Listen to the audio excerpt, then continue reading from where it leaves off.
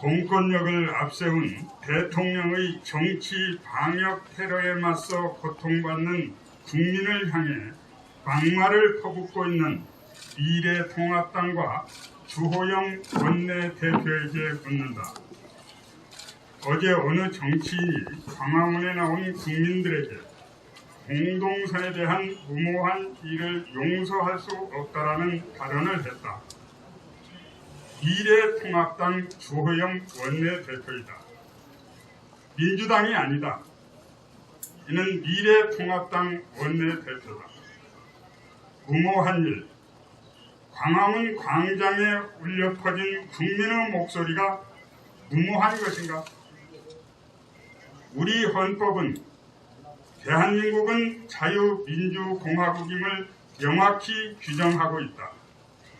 국가는 국민 개개인의 다양한 의견들을 존중하고 개인의 자유, 특히 표현의 자유와 집회 결사의 자유를 보장하라는 것이 우리 헌법 정신이다. 정부에 반대하는 목소리를 탄압하고 국민의 기본권을 무참히 짓밟는 좌파 폭정 문재인 정부에 대항해 대한민국을 지키고자 하는 국민들의 애끓는 목소리를 무모한 짓이라고 말하는 것인가? 과연 주호영 원내대표와 미래통합당 당신들이 생각하는 무모하지 않은 행동은 무엇인가? 국민의 기본권이 짓밟히고 자유민주주의 헌법체제가 무너져가는 것을 애써 못 본 채 하며 내일 아침 신문에 발표될 여론조사 결과만 기다리는 것인가? 현행법으로 체포하라, 구속하여 수소하라는 무시무시한 말로 국민을 협박하는 대통령과 구속하고 법정 최고형 구형하겠다라며 대한민국을 공포의 도가니로 몰아가는 법무부 장관의 흉포한 모습에 꼬리 내리고 도망치는 것이 무모하지 않은 행동인가? 미래통합당과 주호영 원내대표는 광화문 집회에 나온 국민들과 자기들은 아무 상관없으니 제발 결부시키지 말아달라고 애원하고 있다. 그 말에 전적으로 동의하고 찬성한다. 제발 미래통합당과 광화문 국민들을 결부시키지 말아주시길 바랍니다. 공허한 지지율에 매달려 국민의 목소리를 외면하고 국민의 인권보다 자신들의 이권을 더 중시하는 이 정치 집단에 더 이상 기대할 바가 없다.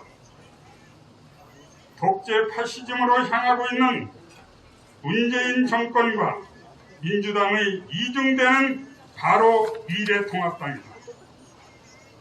미래통합당은 이 주제로 그렇게 좋아하시는 여론조사를 한번 해보기 바란다. 충격적인 결과가 나올 것이다. 국민들은 당신들을 용서하지 않을 것이다. 존경하는 국민 여러분, 어둠은 결코 빛을 이기지 못합니다. 마침내 우리는 승리할 것입니다. 절대로 기죽지 말고 끝까지 함께 싸우시기를 여러분과 함께 소망합니다. 이상입니다. 예, 감사합니다. 미래통합당의 기회주의적인 태도에 저희의 분노하는 성명을 읽었습니다. 다음으로 문재인 대통령께 드리는 저희 비대위 성명서를 발표하도록 하겠습니다. 문재인 대통령은 대한민국을 전제 군주국으로 착각하는가? 문재인 대통령은 국민을 대상으로 하는 협박을 당장 중단하라. 국민을 협박하는 행위를 계속한다면 국민의 저항에 직면할 것임을 경고한다. 첫 번째, 문재인 대통령은 국가를 창칭하는가? 문재인 대통령은 8.15 국민대회 직후 국가에 대한 도전은 용납하지 않는다는 취지의 입장문을 발표했습니다. 자유민주정에서 국가는 자유인들의 공동체를 말합니다. 자유인 전체, 즉 국민 전체를 말하는 개념입니다. 문재인 당신은 절대 국가가 아닙니다. 대한민국의 주인인 국민이 행사하는 저항권을 국가에 대한 도전이라고 한다면 당신은 국가를 참칭하는 것이 됩니다. 문재인은 자신을 전제군주로 착각하는가 묻지 않을 수 없습니다. 짐이 곧 국가라는 프랑스의 전제군주를 떠올리는 바입니다. 전제군주적에서 왕이 곧 국가였습니다. 그러나 민주적에서 주인은 국민 전체이며 국가입니다. 민주적의 특징은 주인의 자리를 비워두는 것입니다. 비워진 자리를 대한민국의 경우 5년에 한 번씩 선거를 통해 위임자를 뽑아 주인의 자리를 대신하게 하는 것이다. 이것이 대의정치다. 전제군주의 전체주의 폭력국가는 이 비워둔 주인의 자리를 어느 개인이나 집단이 참칭하는 것에서부터 시작된다. 이것이 역사의 경험이다. 공산 전체주의는 공산당과 수령이 이 주인의 자리를 참칭했다. 국가의 주인인 국민은 문재인 정부의 사회주의 정책에 대해 저항하기 시작했다. 이것이 지난 8.15 대회다. 이 대회에서 국민은 대한민국을 사회주의로 이끌지 말라고 경고한 것이다. 이것은 주인된 국민의 당연한 권리이자 의무이다. 문재인 대통령이 이 국민의 신성한 권리를 국가에 대한 도전으로 간주한다면 문재인 대통령은 심각한 착각을 하고 있는 것이다.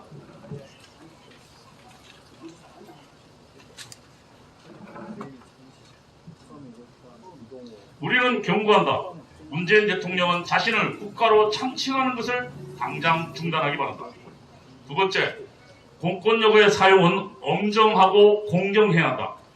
공권력은 국가가 개인의 자유와 생명, 재산을 지키기 위해 보유한 폭력적 수단을 말합니다.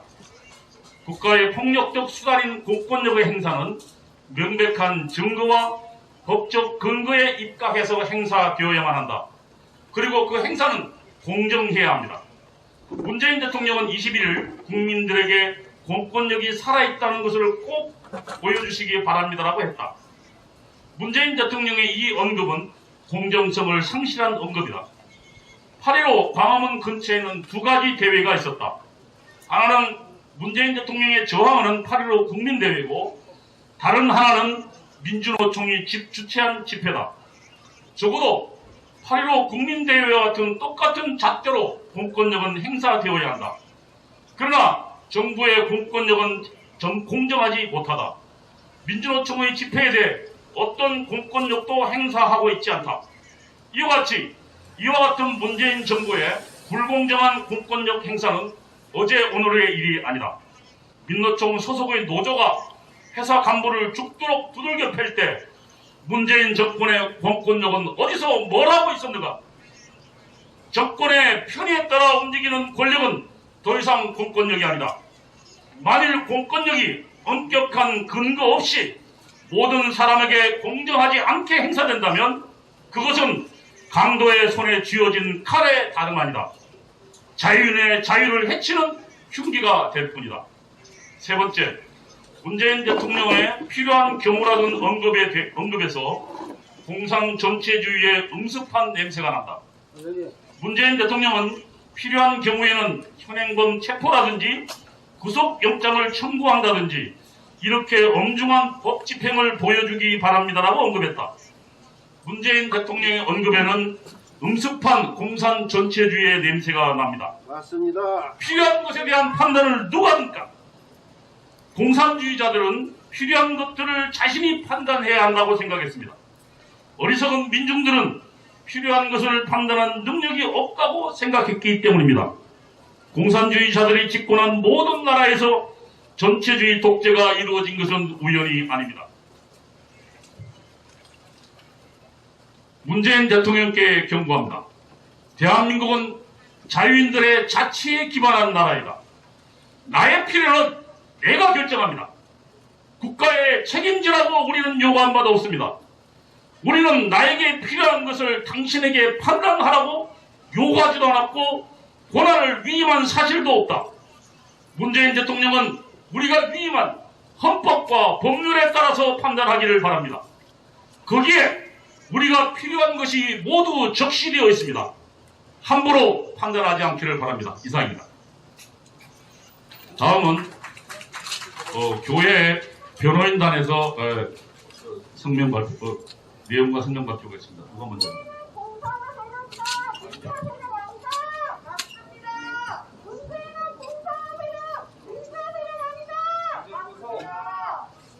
사랑제일교회 변호인단 고영일 변호사입니다.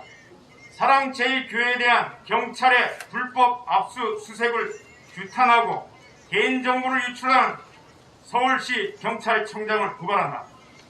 2020년 8월 21일 금요일 20시부터 8월 22일 토요일 02시까지 사랑제일교회에 대한 대규모 압수수색이 있었다. 압수수색 영장은 서울시 경찰청에서 신청하고 서울중앙지법 판사 김동현이 발부한 것이었다. 그러나 우리 변호인단은 압수수색 영장 자체와 이를 활용한 경찰의 압수수색은 불법임을 분명히 선언한다. 그 이유는 첫째, 정광훈 목사에 대한 핸드폰을 압수 대상에 포함시켰기 때문이다. 이는 관련성이 없기 때문에 불법이다. 경찰과 법원은 자료 제출 거부를 핑계로 내세운 뒤 정광훈 목사 개인을 표적으로 압수수색을 실시했던 것이다. 둘째, 정광훈 목사에 대한 핸드폰 압수는 변호인들의 참여 없이 이루어졌다. 경찰은 정광훈 목사에게 변호인들이 있음을 알면서도 전혀 알리지 아니하였다. 이는 변론권과 방어권을 침해한 것으로 명백한 직권남용죄에 해당하는 범죄 행위다.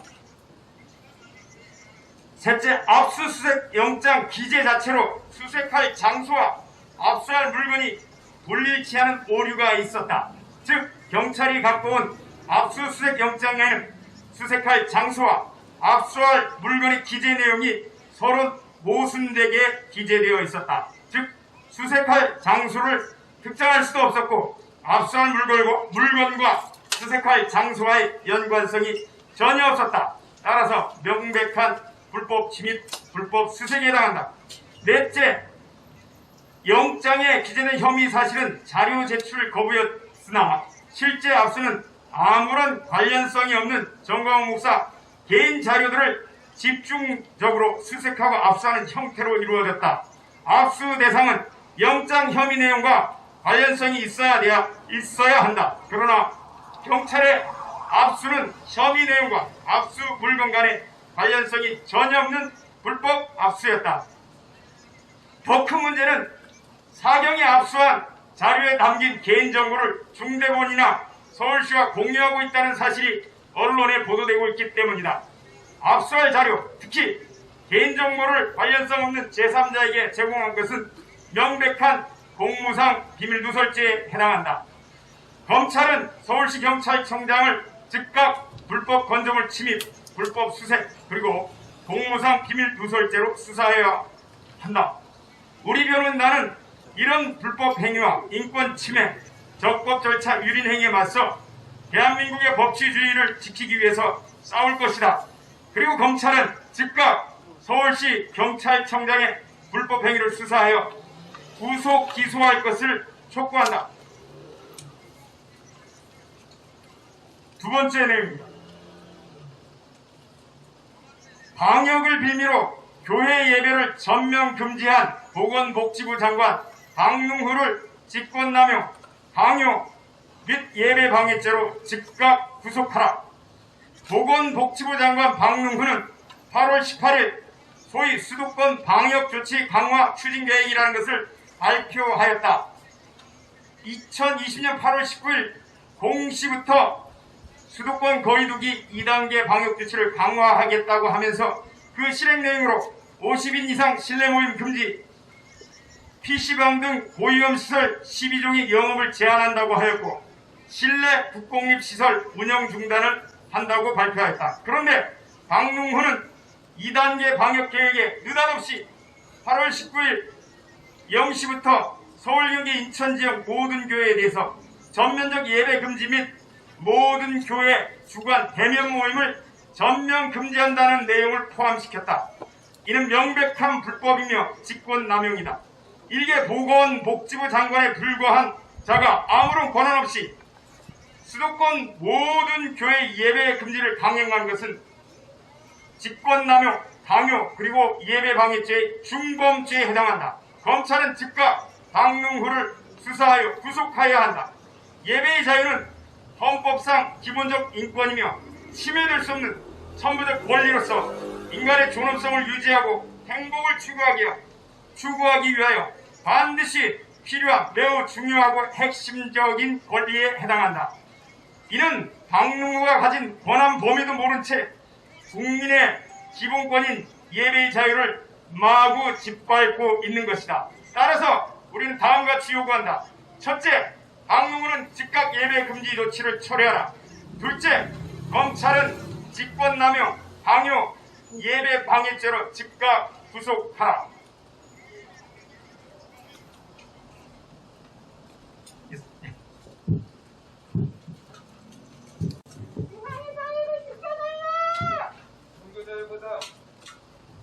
안녕하세요. 강현재 변호사입니다. 느끼셨는지 모르겠지만 아직도 저는 어제도 관련 안내 문자 받았는데 정상적인 모습은 예를 들어 어떤 지역에 몇 시에 확진자가 났을 때 정상적으로 발송되는 문자는 다들 각 지역에서 문자를 받으시기 때문에 앞으로 잘 들여다보십시오. 정상적인 문자는 며칠날 몇 시에 이 장소에 있었던 분은 증상이 나타난 유증상이면 즉시 보건소로 가시기 바랍니다 라는 문자가 상식적이고 정상적이고 지금도 다른 곳에서 이루어지고 있습니다. 저도 어제 관련 문자를 받았으니까요. 기자님들도 마찬가지일 겁니다. 그럼 이런 경우가 있고 강제 검사를 받아라, 강제 격리하라 이런 거 없습니다. 심지어 같은 시간, 같은 날 특정 장소 안에 있은 사람에 대해서도 이제 이렇게 하고 있습니다. 그런데 유독 사랑제일교회 관련해서는 번호가 어떤 식으로 들어갔든 간에 수천 명의 자기들이 사랑제일교회 관련 있다 생각되는 번호를 갖고 있는 그 번호에 해당하는 수천 명들에게 즉시 자가격리하고 즉시 검사받지 않으면 벌금 몇 천만 원에 처해진다. 이렇게 문자를 보낼 뿐만 아니라 계속 전화를 해서 벌금 받으실 거예요? 빨리 검사 받으세요? 자가격리 중 맞아요? 심지어 한 번도 양성을 받은 적도 없이 바로 검사 받아서 음성이 났는데도 왜 자가격리 2주 안 하세요? 벌금 받습니다. 이런 터무니없고 법적 근거 없는 불법적 행위를 하고 있습니다. 극명한 이 차이가 도대체 어디에 있는지 저는 알 수가 없습니다. 기자분들 똑똑하시니까 지금 이렇게 똑같은 날 똑같은 대한민국에서 진행되고 있는 이와 같은 황당한 정부의 검사 태도 원인이 어디에 있는지 좀 취재 좀 해주시기 바랍니다.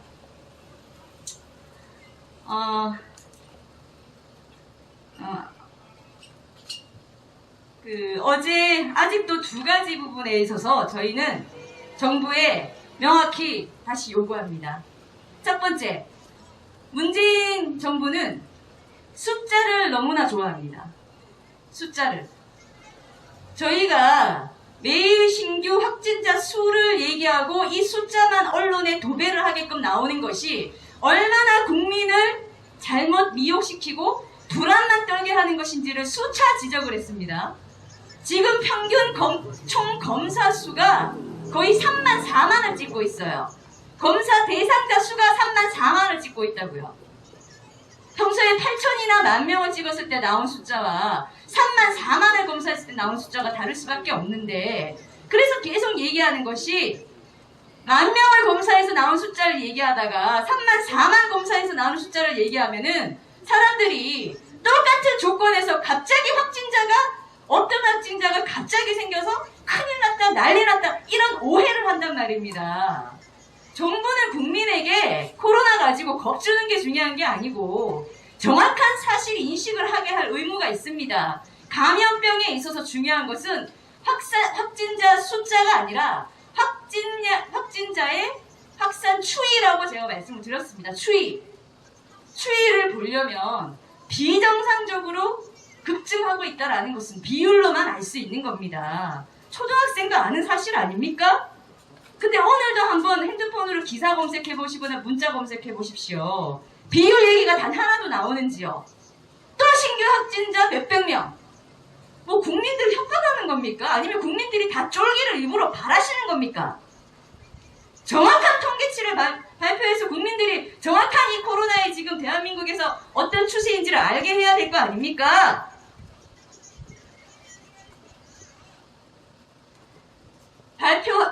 저희가 이런 말을 하고 주장을 하고 나니까 최근에는 비율을 보도자료를 내고 있는데 신규 확진자 숫자는 문자로도 보내고 저희가 핸드폰만 키면은 온갖 기사에서 그걸 금방금방 알 수 있어요. 그런데 비율을 알고자 하면 각각의 국민들이 그 홈페이지 들어가서 보도자료 게시판에 들어가서 며칠자 보도자료를 클릭해서 파일을 열어서 봐야만 알 수 있게 해놨는데 그렇게 힘들게 국민들 고생시키지 마십시오. 똑같이 네이버에 코로나 치면은 바로 오늘의 확진율까지 나오게끔 하시고 문자로도 언론에도 바로바로 알려서 언론이 똑같이 그와 같이 쓸 수 있도록 하십시오. 뭐가 무섭습니까? 지금 코로나 위기고 전례 없는 최고의 위기라고 얘기하고 있지 않습니까? 비율로 말하면 되는 겁니다. 비율을 숨길 이유가 있습니까? 이런 부분들을 한번 취재를 해주시기 바랍니다. 저를 대신해서 우리 기자님들. 그리고 국민들께서도 궁금하시면 중대본이나 그 주로 발표가 중대본에서 이루어지고 있는데요. 중대본에 전화해서 직접 문의를 해주십시오. 국민의 아주 중요한 알 권리 행사입니다. 두 번째로 지금도 정부는 정말 우리 국민들께 엄청난 잘못을 하고 있습니다.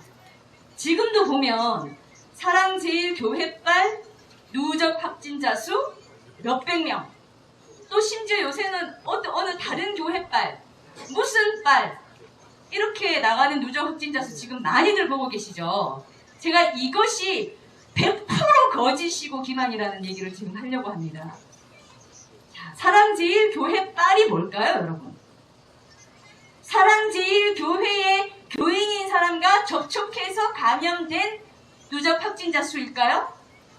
자, 가장 근본적인 전제는요, 이 바이러스는 전 세계 그 누구도 바이러스 단 한 개도 누가 언제 어떻게 누구의 몸에 들어갔고 또 이 들어간 것이 다른 누군가에게 몇 월 며칠 몇 시에 어떻게 들어갔고가 전혀 알 수 없다는 사실입니다.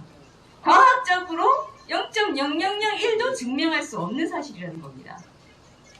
그러면 예를 한번 들어보겠습니다. 정부가 이 코로나 가지고 어떻게 한 사람을 매도하고 특정 집단들을 교회들을 매도하고 마녀 사냥하면서 자신들의 잘못을 다 덮고 모든 책임을 전가시키고 있는지 이 공작질을 제가 말씀드릴게요. 예를 들어 제가 확진이 됐습니다. 그러면 제가 확진된 날을 기준으로 저의 행적을 조사를 했을 때 제가 법원에도 갔고 식당에도 갔고 교회도 갔어요. 사랑제일교회를 왔어요. 그러면 저는 사랑제일교회의 첫 확진자입니까? 법원 확진자입니까? 식당 확진자입니까? 알 수 있습니까? 아무도 모릅니다. 그런데 정부가 이거를 사랑제일교회 첫 확진자라고 말하면 사랑제일교회 첫 확진자가 되는 겁니다. 그리고 또 한 가지는 이렇게 해서 제가 사랑제일교회 첫 확진자가 되면 또는 법원에 넣고 싶으면 법원 확진자가 되는 겁니다. 어쨌든 이렇게 해서 제가 사랑제일교회의 확진자가 되면 저를 중심으로 사랑제일교회 감염이라는 걸 전제하고 무차별적으로 사랑제일교회 교인 전체 명단 들여서 여기를 중심으로 조사를 하기 시작합니다. 강제공사 받아야 한다. 당신들이 감염을 퍼뜨린 원인이 당신들에게 있다. 라는 걸 전제로요. 그런데 제가 확진이 돼서 이제 사랑제일교회, 식당, 법원 이 사람들을 다 조사를 합니다. 했을 때 법원에도 몇 명의 확진이 나올 수 있고 식당에서도 몇 명의 확진이 나올 수 있고 교회에서도 몇 명의 확진이 나올 수 있는데 그 사람들은 또 제가 옮겼다는 증거가 있습니까? 오히려 생각해 보시면 오히려 정말 우리가 바이러스를 눈으로 확인할 수 있다면 오히려 확진이라는 결과를 받은 건 제가 조금 빨랐지만 오히려 내가 갔던 식당에서 만난 다시 내 확진이고 다시 확진된 사람 그 사람으로부터 내가 바이러스를 옮았을 수도 있는 겁니다. 결과를 내가 일찍 받았을 수 있다는 겁니다. 모든 게 지금 이렇게 돼 있습니다. 그러면 정부는 왜 도대체 과학적으로 단 하나도 증명할 수 없는 것을 누구누구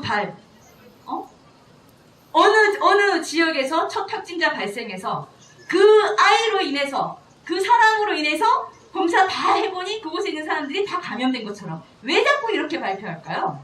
이건 명백히 잘못된 겁니다. 이런 식으로 발표를 함으로써 어떤 문제가 생기느냐? 국민 모두가 서로가 서로를 미워하게 됐습니다. 예? 확진을 받으면 중국이 진원지죠. 중국이 진원지라는 거는 객관적으로 확인이 됩니다. 왜냐? 그 전에 없었기 때문에. 그럼 중국이 진원지인데 그 이후로 노출된 이 대한민국 국민 모두가 그냥 노출된 피해자인 겁니다. 잠재적 피해자인 겁니다. 모두가. 가해자는 아무도 없어요. 저 사람께 내한테 들어왔다는 증거가 있습니까? 내게 저기로 갔다는 증거가 있는 겁니까? 그런데 지금 정부가 대단히 잘못된 방식의 발표를 계속함으로써 특정 사람, 특정 집단을 표적 삼아서 완전히 사회에서 매장시키고 있어요. 모두가 그 사람을 미워하고 그 사람은 본인도 피해자인데 누구한테서 어떻게 받았는지 모르는데 결정적으로 돌아가면 중국에서부터 받았겠죠? 근데 완전히 죄인처럼 살아야 되는 상황이 됐어요. 주변에 한번 보십시오. 확진자 혹시 있는 분들. 어떻게 됐나? 이게 국가가 할 짓입니까? 국민에게? 할 짓입니까? 저희가 중대본이 사랑제일 교회발 누적 확진자 수 몇백, 몇십, 몇명 그것도 굉장히 정확하게 얘기하는데 이것에 대해서 정보 공개를 해서 받아보고 고소한다고 했는데 가만히 생각해 보니까요. 이런 문장 자체가 성립하지 않는 겁니다. 마치 사랑제일 교인이나 관련자들 때문에 이 사람들이 감염됐다는 발표는 지금 이 시간 이후로 100% 무조건 거짓, 허위, 사실인 겁니다. 맞습니다. 그래서 즉각적으로 저희는 중대본 누구죠 이름이? 본부장? 정세균 총리를 즉시 고소할 겁니다. 이게 초등학생이기만 말해도 다 이해가 되는 겁니다. 예? 서로가 서로를 미워하게 만드는데 사실을 정확하게 알고서 우리가 국가에 그 책임을 물어야 합니다. 그리고 아까 말씀드린 또 한 가지 다시 한번 말씀드리지만 특정 집단에 대해서 검사하는 태도가 180도 다른 이거. 결론적으로는요. 지금 이 정부는 코로나 가지고 장난질 치는 겁니다. 맞습니다. 국민을 공포에 빠지게 하고 또 국민과 국민이 서로를 미워하게 하고 그럼으로써 자신들의 안위를 지키려고 합니다. 그리고 이렇게 엄중하게 확산되고 있고 저렇게 나쁜 사람들이 바이러스를 퍼뜨렸으니 우리는 강제로 뭐를 한다. 즉시 체포를 할 것이다. 즉시 정보를 뺏을 것이다. 즉시 격리시킬 것이다. 즉시 강제 처분을 계속 얘기하고 있거든요. 느끼십니까? 이런 사기와 미혹과 공작이 결국 그 다음 단계는 공안 천국이 되는 겁니다. 지금 우리가 그 순서를 그대로 밟고 있습니다. 기자님들도 제발 정신 차리십시오. 당장 우리 기자님 개개인 한 명 또는 그 가족 또는 어떤 관련 있는 곳이 이 표적이 될지 알 수 없습니다. 정부가 그냥 찍고 발표하면 특정 개인이 어마어마한 죄인이 되는 그런 발표를 하고 있단 말입니다. 우리는 이것을 두 번 다시 이와 같은 코로나와 관련해서 지금 말씀드린 이와 같은 조작질, 국민 기만 못하게끔 저희 사랑제일교회와 변호인단은 우리가 죽어나가는 일이 있어도 이 선에서 끝을 볼 것입니다. 2차, 3차 계속하면서 또 다른 불쌍한 국민 피해자 생기지 않도록 저희가 막아내려고 합니다.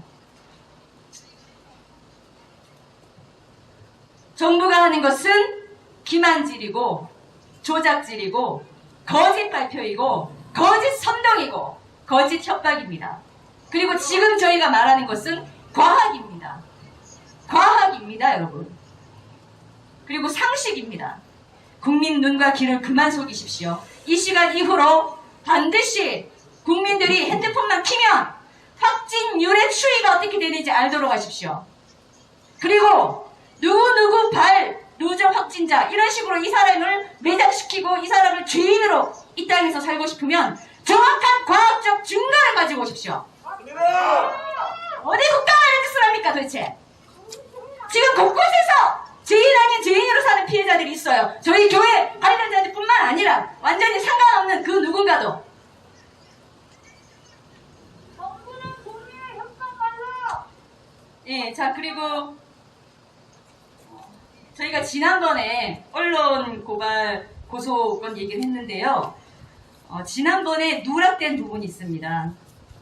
바로 이승로 성북구청장입니다. 저희가 허위사실 명예훼손으로 고발하고 심각한 인권 침해와 오해가 있었기 때문에 개인에게 민사상 손해배상 청구합니다. 이승로 성북구청장은 17일 4시쯤 전 목사님이 확정되자마자 바로 직후에 요즘 구청장들은 페이스북으로 일을 하나 봅니다. 바로 직후에 뭐가 그렇게 급했는지 자신의 페이스북에 전광훈 목사 확진 판정 성북구 보건소에서 긴급 소재 파악 중입니다. 이런 글을 올렸었습니다. 기자분들도 보셨을 겁니다. 이 글이 올라가자마자 모든 다수의 언론사에서 급하게 속보라고 썼었기 때문입니다.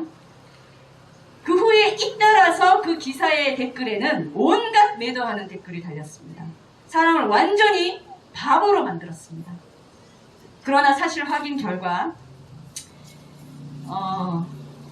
보건소에서는 이 이승로 구청장이 페이스북에 글을 올린 뒤 1시간 뒤에야 처음 전화를 걸었고 그리고 구청에서도 전광훈 목사님께 연락을 한때 했으나 받지 않았다라고 말한 그 부분도 거짓인 것이 확인되었습니다.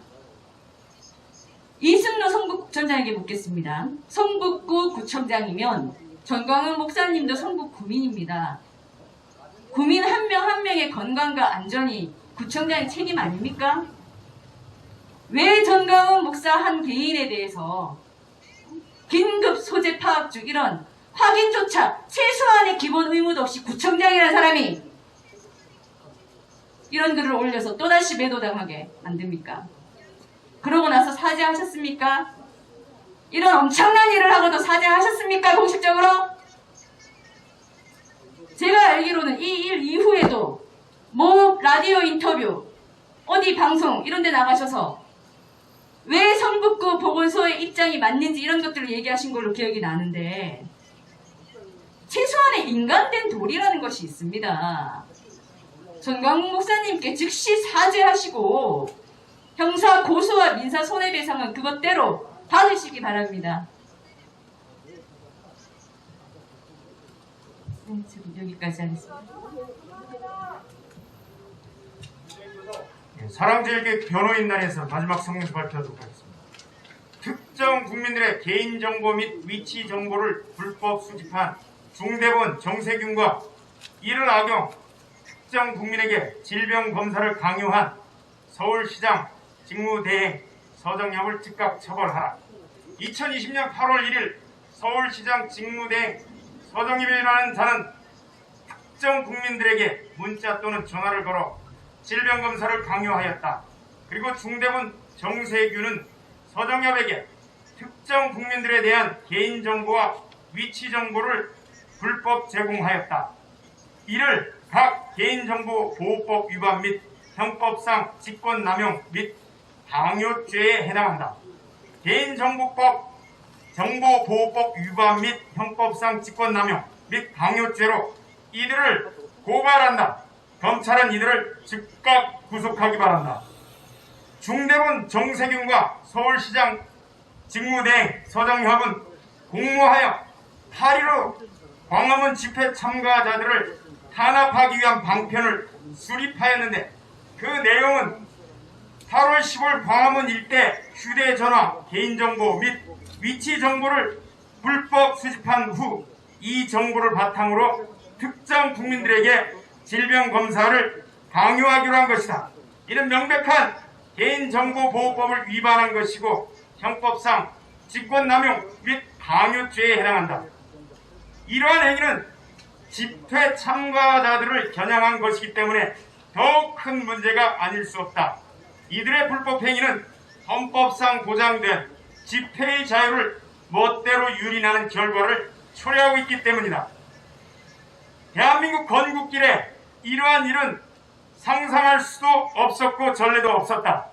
놀라운 것은 정세균과 서정협이 인권 유린의 근거로 내세우는 것이 방역이라는 점이다. 왜냐하면 방역 실패의 책임은 정부에 있음이 분명하다. 그럼에도 불구하고 이를 감추고 특정 국민들에게 질병 검사를 강요함으로써 그 책임을 국민들에게 돌리려는 가증스런 술책을 부리고 있기 때문이다. 이러한 불법 행위는 결국 특정 집회 탄압의 수단으로 악용되고 있기 때문에 그 자체가 피할 수 없는 불법 행위다. 우리 변호인단은 자유 대한민국에서 정부에 의해서 이런 극악무도한 불법이 자행되고 있다는 사실에 개탄하지 않을 수 없으며 검찰은 즉각 수사하여 정세균과 서정협을 구속할 것을 요구한다. 예, 이상 저희 비대위와 사랑제일교회 변호인단의 발표를 마치겠습니다. 혹시 기자 여러분께서 질문하실 거 있으면 간단히 질문도. 예.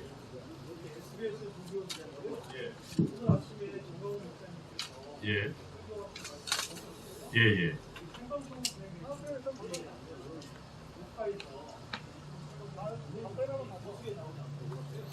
예, 그거는 아마 지금 아마 현지 사진상 목사님의 휴대폰이 압수를 당했거든요. 그래서 아마 급히 새로운 휴대폰을 보내서 아마 통화는 될 거고, 그래서 그것을 아마 간단히 녹화해서, 왜냐하면 거기 현장에 보낼 시설이 없기 때문에, 그래서 간단히 녹화해서, 지난번 거는 현장에 직접 한 거고 간단히 녹화해서 여기서 보낸 겁니다. 예, 오늘 사랑제일교회 예배를 정광훈 목사님께서 전화 통화를 해서 드린 것에 대해서 그 예배가 언제 진행이 되었는지 질의가 있었습니다. 설교 중에도 약간 기침을 하고 있더라고요. 그래서 그 정도 증상이 있는 걸로 확인됐습니다.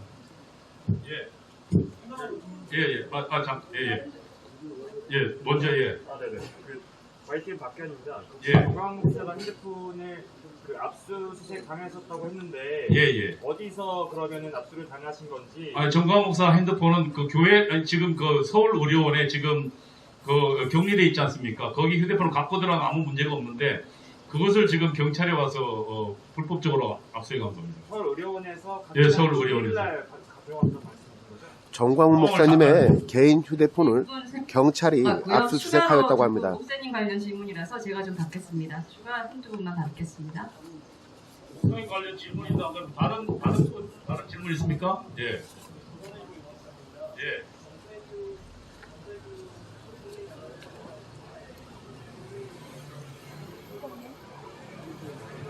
중대본 정세균 총리에 대한 고발과 관련된 질의가 있습니다.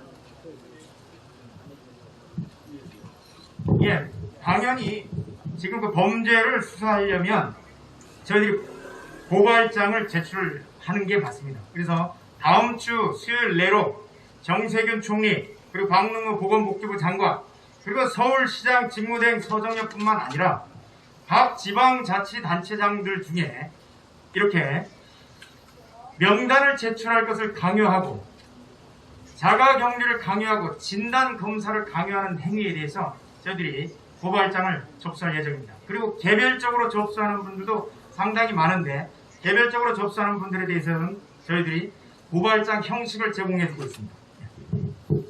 저희 교회가 좀 부가 설명을 드리면 이렇게 고소고발을 하는 것은 무슨 저항이 아니라 저희는 개인의 자유와 인권이 그만큼 소중하다고 여기기 때문입니다. 그리고 방역을 비밀로 해서 절대로 유린될 수 없는 개인의 자유나 인권이나 기본권들이 침해되어서는 안 된다고 판단하기 때문입니다.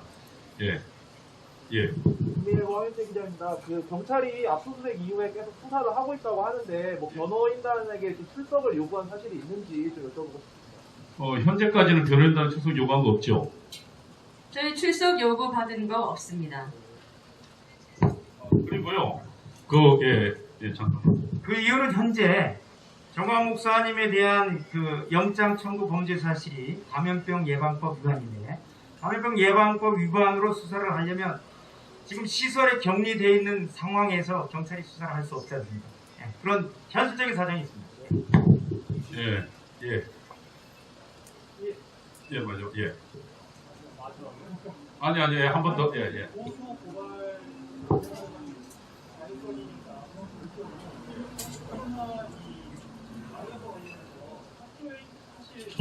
그럼요. 저희는 지금, 오늘 좀 내일 광고도 나갈 건데요.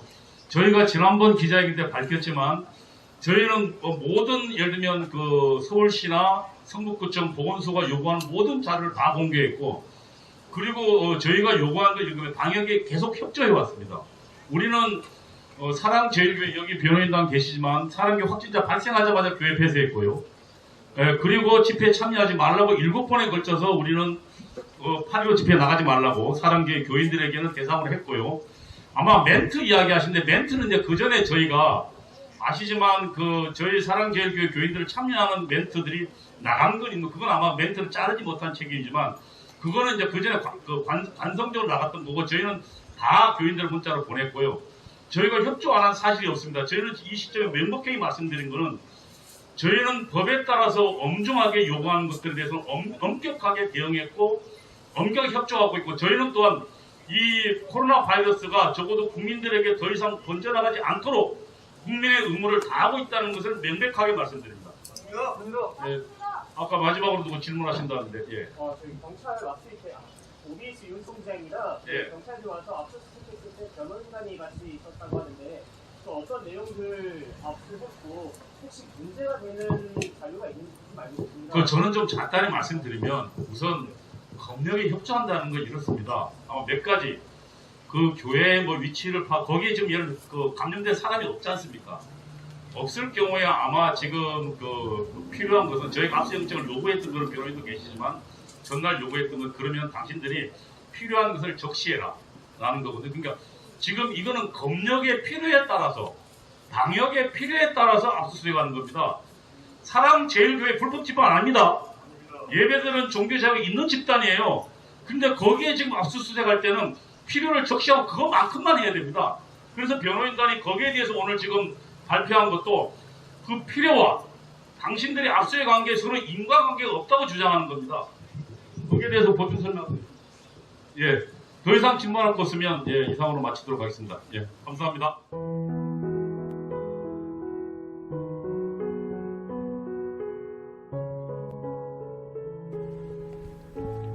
아무런 죄도 밝혀진 것이 없는데 지금까지 3년을 넘게 감금 생활을 당하고 계신 박근혜 대통령님께 여러분들의 위로와 격려가 필요합니다. 엽서 서신 보내기에 동참해 주십시오. 여러분들께서 보여주시는 관심만이 대통령님께 큰 힘이 될 것입니다. 지금까지 엽서는 한 세트에 9장씩 총 4차례에 걸쳐 발행되었습니다. 금번 6월 6일에 발행된 4차 엽서는 21대 총선 부정 관련 내용으로 엽서를 제작 발행하였습니다. 4차 엽서도 많이 이용하셔서 박근혜 대통령님을 비롯한 많은 분들께 엽서로 사용하시면서 4.15 총선이 부정선거였음을 알리는 데도 활용하여 주시기 바랍니다.